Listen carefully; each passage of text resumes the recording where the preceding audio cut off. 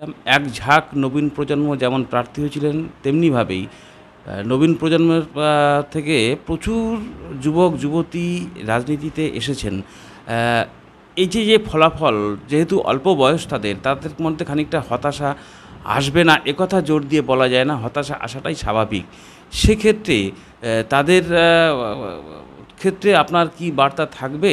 এবং যে ফলাফল হলো আমরা লক্ষ্য করলাম বিভিন্ন জায়গায় রেজাল্ট দেখে বুথ স্তরে যে পার্সেন্টেজ এসে দাঁড়ালো বামপন্থীদের, বিশেষ করে সিপিআইএম পার্টির, সেক্ষেত্রে ২৬শে বিধানসভা ইলেকশনকে কেন্দ্র করে আপনাদের কী চিন্তাভাবনা থাকবে? এই দুটো প্রশ্নের উত্তর দেবেন। প্রথমত আমাদের পার্টিতে মূল্যায়ন হবে, ইতিকর্তব্য নির্ধারিত হবে, সেটা ছাপার অক্ষরে বই আকারে দিয়ে দেওয়া হবে। আমাদের পার্টি কালেকটিভ ডিসিশনের পার্টি, কারণ এই কালেকটিভ ডিসিশন হওয়ার আগে ২৬-এর পরিকল্পনা নিয়ে কোনো কথা এখন বলা সম্ভব না। দ্বিতীয়ত এই কথাটা অবশ্যই ঠিক যে এক ঝাঁক নতুন ছেলে মেয়ে এবারে নির্বাচনী কাজে অংশ নিয়েছে এবং তারপরে এই যে হামলা ঠামলা চলছে, এর ফলে একটা আশঙ্কা থেকে যায় যে তারা নিজেরা একটু ভয় পাবে, একটু হতাশ হবে এবং তাদের পরিবারের অভিভাবক অভিভাবিকারা তাদেরকে ফার্দার রাজনৈতিক কাজে যোগ দেওয়ার ক্ষেত্রে হয়তো বাধা তৈরি করবেন বা বলবেন এসবের মধ্যে থাকার দরকার নেই। এই ঘটনাগুলো ঘটতে পারে। আসলে সমস্যাটা কি জানেন? সমস্যাটা হচ্ছে যে গত ১৩ বছরে মমতা বন্দ্যোপাধ্যায় অত্যন্ত সাফল্যের সাথে আমাদের রাজ্যের রাজনৈতিক সংস্কৃতিটাকেই বদলে দিয়েছেন। রাজনীতির শুরুয়াত কোথায় হতো? মমতা বন্দ্যোপাধ্যায়েরও রাজনীতির শুরুয়াত কোথায় হয়েছে? কলেজ জীবনে। গত ১৩ বছর ধরে দেখুন কলেজগুলোতে কোনো গণতন্ত্র নেই, নির্বাচন হয় না।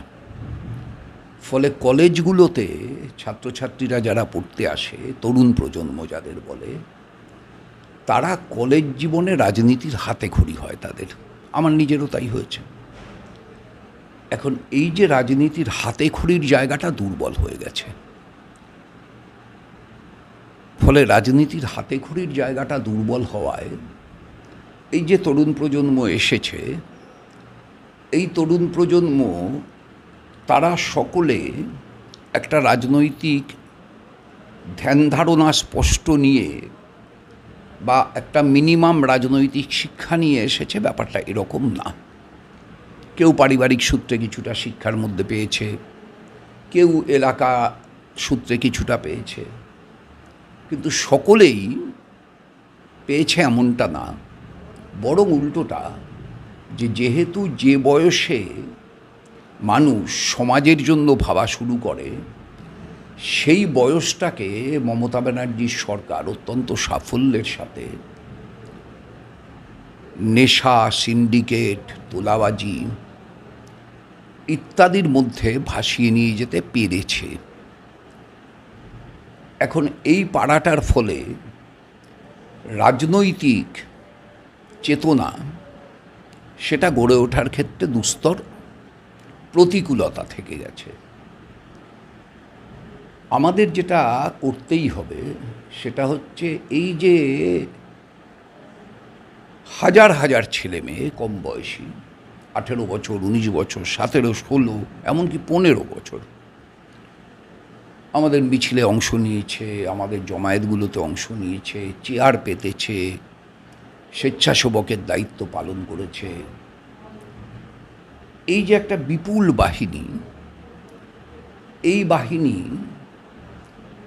তাকে একদম সুনির্দিষ্ট পরিকল্পনার মধ্য দিয়ে সংগঠন কি, রাজনীতি কি, কেন স্তালিন বলেছেন জয়ে আত্মহারা হওয়া কিংবা পরাজয়ে হতাশ হওয়া দুটোই ক্ষতিকর, কেন লেনিন বলেছেন পরাজয়ে হতাশ হও না, পরাজয় থেকে শিক্ষা নাও, বিপর্যয়ের কারণ অনুসন্ধান করো, কারণগুলোকে চিহ্নিত করতে পারলেই তুমি সাফল্যের রাস্তা খুঁজে পাবে। এই যে বুনিয়াদি কথাগুলো, এই কথাগুলো তো ওদের কাছে পৌঁছয়নি। আমাদের কাছে এই কথাগুলো পৌঁছেছে কলেজে পড়ার সময়। কিন্তু ওদের তো কলেজ জীবনে রাজনীতির কোনো স্বাদ নেই।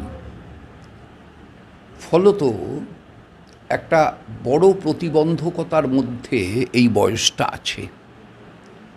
আমাদের চেষ্টা করতে হবে সেই প্রতিবন্ধকতা দূর করার, এদের সঙ্গে আরও নিবিড় সম্পর্ক তৈরি করার এবং এদেরকে সংগঠনের অভ্যন্তরে দায়িত্ব দিয়ে কাজ করানোর, তার মধ্য দিয়ে রাজনৈতিক শিক্ষা, রাজনৈতিক চেতনার মান বাড়ানোর। এটা একটা প্রক্রিয়া, কমিউনিস্ট পার্টি সবসময় এই প্রক্রিয়ার মধ্যে থাকে। এখন হয়তো এই প্রক্রিয়াটা রূপায়িত হচ্ছে কতটা ব্যর্থ হচ্ছে, সেটার একটা নিরন্তর চেক আপও জরুরি হয়ে পড়েছে।